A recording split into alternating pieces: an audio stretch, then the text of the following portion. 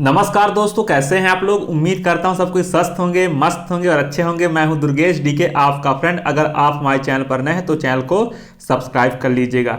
दोस्तों, आज हम बात करेंगे बाबर का इतिहास, जो कि आपके एग्जाम के दृष्टिकोण से काफ़ी इंपॉर्टेंट है। तो प्लीज़ आप लोग इसे अच्छे से नोट कर लीजिएगा। अगर आप हमारे टेलीग्राम चैनल को ज्वाइन करना चाहते हैं तो टेलीग्राम चैनल का लिंक हमारे डिस्क्रिप्शन में है। दोस्तों, अगर हम बात करें बाबर का जन्म 14 फरवरी 1483 को ट्रांसक्सियाना के रियासत फरगना में हुआ था। बाबर के पिता का क्या नाम था? उमर शेख मिर्जा बाबर के पिता का नाम था, और उसकी माता का नाम कुतलुक निगार खानम था। बाबर के माता का क्या नाम था? कुतलुक निगार खानम उसके माता जी का नाम था। दोस्तों, अगर हम बात करें, उसका जन्म स्थान फरगना है और वंश उसका चगदाई तुर्क है, और मातृभाषा चगदाई तुर्क, और आपका राजभाषा क्या था? मुगल कालीन का फारसी था। तो दोस्तों, ये सारी चीज़ें आप लोग इसे अच्छे से नोट कर लीजिए, क्योंकि आप एग्जाम में कभी भी पूछा जा सकता है। बाबर 1526 से 1530 तक भारत में शासन करता है, आप सब जानते हैं। आप सब एक ब्रिलियंट स्टूडेंट हैं। दोस्तों, अगर हम बात करें, बाबर की नानी एहसान दौलत बेगम तथा नाना यूनुस खान थे। बाबर के पिता की अचानक मृत्यु के बाद एहसान दौलत बेगम ने षड्यंत्रकारियों को दबाया। बाबर पितृपक्ष की ओर से तैमूर का 5वां वंशज था और मां की ओर से चंगेज खां का 14वां वंशज था।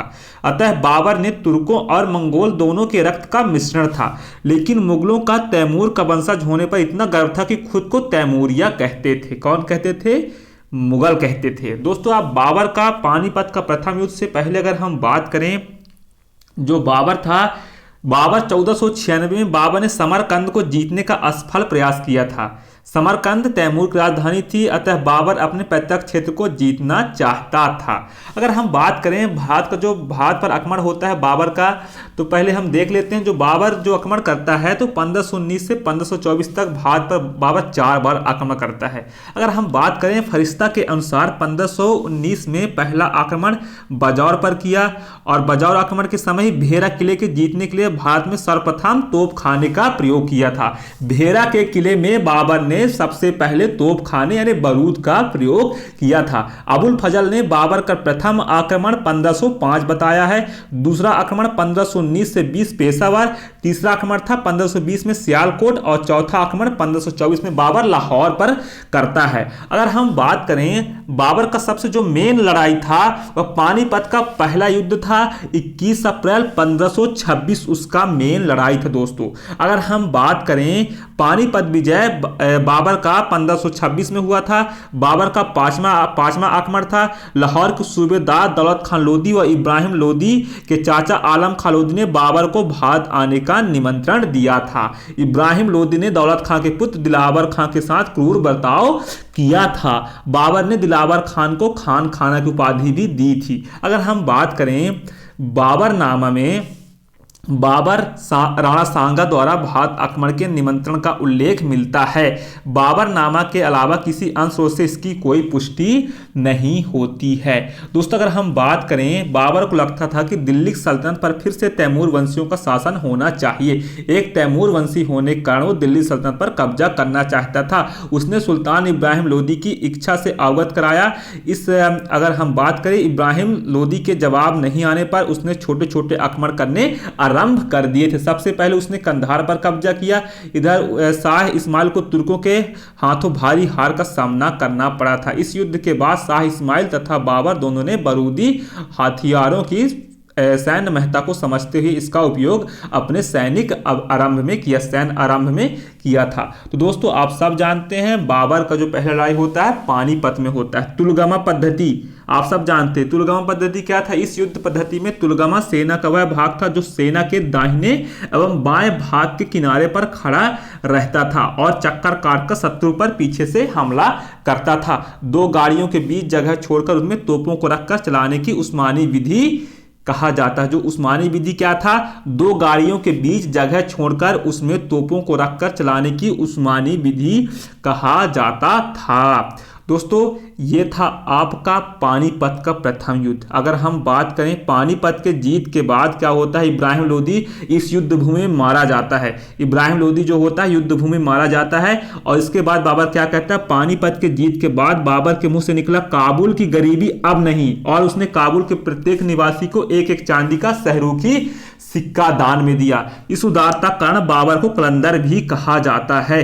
और इसी समय दोस्तों आगरा में हुमायूं ने बिक्रमजीत से प्राप्त कोहिनूर हीरा किया था और जिसे बाबर ने वापस हुमायूं को दे दिया था। दोस्तों अगर हम बात करें पानीपत विजय के बाद बाबर निजामुद्दीन औलिया और काकी की दरगाह पर जियारत करने गया और तुगलकाबाद में अपना शिविर स्थापित किया और दिल्ली में अपने नाम का खुतबा पढ़ा था। कौन? बाबर पढ़ता है। बाबर भारत को जीत जाता है। आप सब जानते हैं भारत पर वो कैसे आक्रमण करता है, लूटता है और वह काबुल में सिक्के भी बांटता है। कौन? बाबर। बाबर का उद्देश्य था काबुल की गरीबी को दूर करना था, बाबर का उद्देश्य था। तो इन लोगों ने क्या किया? भारत पर आक्रमण किए और भारत को यहाँ से जितने धन थे आप सब जानते हैं, कुछ निर्माण हुआ, फिर उसने काबुल में सिक्के भी बांटे थे बाबर जब जीत जाता है। दोस्तों अगर हम बात करें बाबर का जो दूसरा सबसे खतरनाक युद्ध था, यानी अगर हम बात छठवां युद्ध भारत का, भारत में खानवा का युद्ध एकदम भयानक युद्ध माना जाता है। इस युद्ध में अगर हम बात करें 17 मार्च 1527 में मेवाड़ के शासक राणा सांगा और बाबर के मध्य युद्ध हुआ था। इस युद्ध में राणा सांगा का साथ खासतौर पर मुस्लिम, अगर हम बात करें राजपूत, उस वक्त के मेवाड़ के शासक खानजादा राजा हसन खान मेवाती और इब्राहिम लोदी के भाई महमूद लोदी ने दिया था। इस युद्ध में मारवाड़, अंबार, ग्वालियर, अजमेर, बस्सीन, चंदेरी भी मेवाड़ का साथ दे रहे थे। अगर हम बात करें दोस्तों जो खानवा का लड़ाई था 17 मार्च 1527 को बाबर ने आगरा से 40 किलोमीटर दूर खानवा नामक स्थान पर राणा सांगा को पराजित किया। खानवा के युद्ध का मुख्य कारण पानीपत विजय के बाद बाबर का भारत में न रहने का निश्चय था। यानी बाबर क्या कहता था, अपने साम्राज्य का विस्तार करना चाहता था और जो लोग साम्राज्य का विस्तार करना चाहते तो उन्होंने युद्ध उनके लिए एक स्रोत बन जाता है। उन्हें सिर्फ युद्ध ही करना आता है, बोलते हैं हम अपने साम्राज्य का निर्माण करेंगे और इसे फैलाएंगे, ये इनका उद्देश्य होता था मुगलों का। अगर हम बात करें खानवा युद्ध से पहले काबुल के ज्योतिष मोहम्मद शरीफ ने बाबर के हारने की भविष्यवाणी की थी। जो मोहम्मद शरीफ ने बाबर के हारने की भविष्यवाणी की थी और एक समय ऐसा भी आया था बाबर युद्ध में हार भी जाता, लेकिन बाबर अपने सैनिकों को इतना मोटिवेशन करता है कि यह युद्ध एक जिहाद के लिए बोलता है कि ये हमारे लिए जिहाद है। तो फिर बाबर इस युद्ध को जीत भी जाता है। अगर हम बात करें बाबर ने खानवा युद्ध से पहले सैनिकों का मनोबल बढ़ाने के लिए जिहाद का नारा दिया और मुसलमानों पर लगने वाला तमगा नामक स्टाम्प कर को समाप्त किया। सैनिकों के सामने कभी शराब ना पीने का वायदा किया और शराब के सही बर्तन सैनिकों के सामने तोड़ दिया था। कौन? बाबर। खानवा युद्ध में राणा सांगा के घायल होने पर झाला अज्जा ने छत्र धारण किया था। खानवा युद्ध में मलिक कासिम एवं मुनीम अतका ने तुलगमा पद्धति का नेतृत्व किया। यदि बाबर ने राजपूतों के सिरों की मीनार बनवाई। खानवा युद्ध में बाबर का विजय मुख्य कारण तुलगमा पद्धति और तोपखाना था। दोस्तों एक ऐसा समय आ गया था खानवा की लड़ाई में बाबर हारने वाला था, लेकिन उसकी किस्मत थी राणा सांगा जैसे महान योद्धा।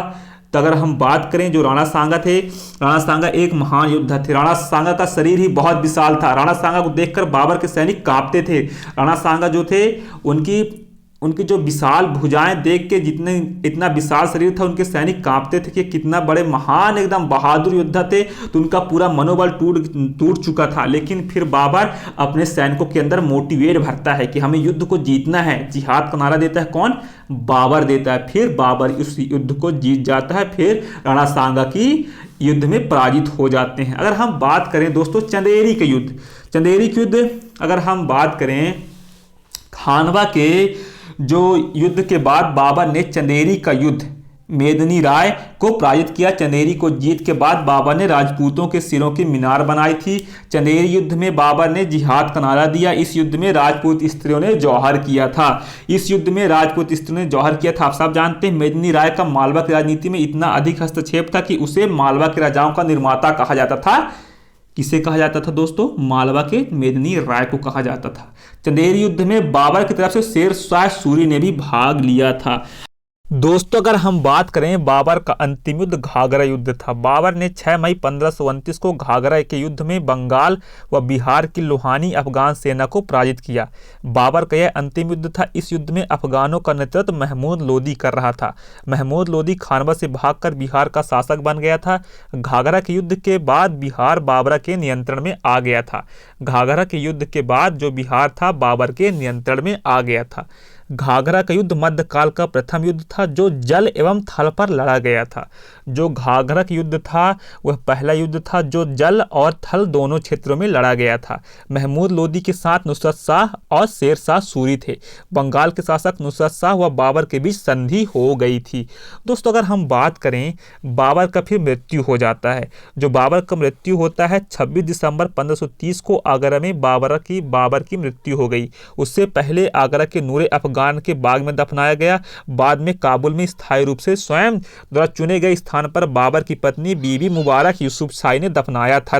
तो गुलबदन बेगम के अनुसार इब्राहिम लोदी की मां बाबर को जहर दिया था। गुलबदन बेगम बाबर की बेटी थी। इसे हुमायूं नामक पुस्तक में जिक्र मिलता है। तो आप सब जानते हैं गुलबदन बेगम ने कहा है कि बाबर की मृत्यु इब्राहिम लोदी की मां ने उसे जहर दिया था। दोस्तों ये था बाबर का इतिहास। और अब हम आपको एक दिन हुमायूं अकबर, फिर आपको जहांगीर, शाहजहां सारा इतिहास बताएंगे। आप लोग हमारे चैनल पर जुड़े रहिए। आप लोग हमारे चैनल को सब्सक्राइब भी कर लीजिएगा। मैं उम्मीद करता हूँ वीडियो आपको पसंद आई होगी। ना भी आई होगी तो एक फ्रेंड बनाते कर लीजिएगा। धन्यवाद।